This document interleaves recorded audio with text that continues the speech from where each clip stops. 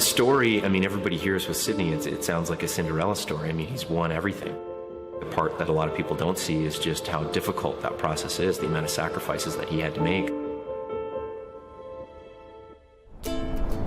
Cole Harbour, Nova Scotia, the year 2000. Hockey's next generational star is just 13 years old.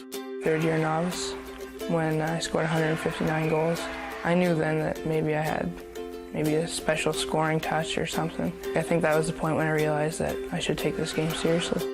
I wasn't the biggest one out there, and I was starting competitively hitting. I mean, that's a big step. I think there was definitely something to be said about just getting a little stronger, but I didn't really want to do it necessarily lifting weights.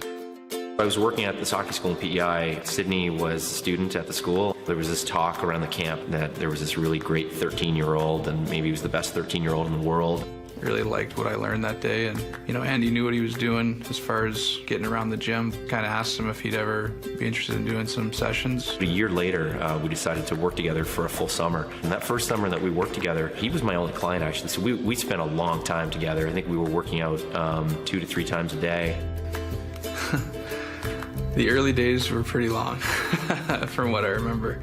I mean, you'd have a track workout, and then we'd go in the gym, and then we'd go do something at the hill, and it didn't really feel like necessarily we were working out. It was just this great exploration for both of us, me learning about him and then him learning about the whole idea of strength and conditioning and how it could help his performance. Boy, sit at a boy.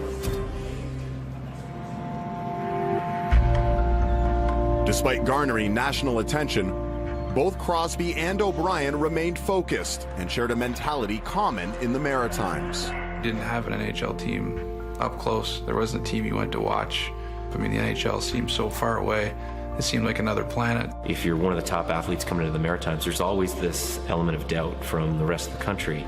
You're naturally an underdog. That all changed for Crosby at the 2002 Air Canada Cup. There were some teams from Alberta that had been hearing about Sidney. They weren't overly threatened by Sidney. They just kind of figured, well, if he was in our league, he probably wouldn't be doing very well. From what I know of Sidney over the years, he loves that moment. He loves being doubted. He loves being the underdog. Nothing's better than being the underdog and then, sticking it to the guys that are doubting you.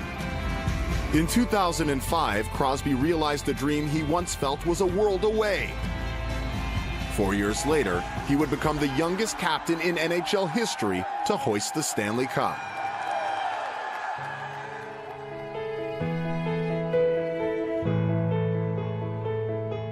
This past season, O'Brien joined the Pens training staff and witnessed the worst start of Crosby's career firsthand. Twice a day being asked why he can't score. Crosby's had a tough year. Not very often has he gone through periods like this. During some of the difficult times, some of the conversations were, imagine if we could turn this thing around and win. There was a moment where that seemed very far away.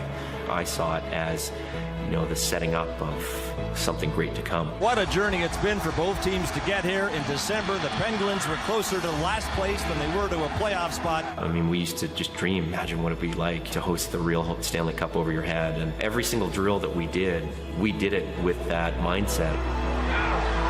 The Pittsburgh Penguins have won the 2016 Stanley Cup. To see that come to fruition, it really brought back memories of those earlier moments. It's really hard to believe that it's been that long. Going through different injuries and, it just it meant a lot to win the Stanley Cup, so it was nice to be able to share it with them.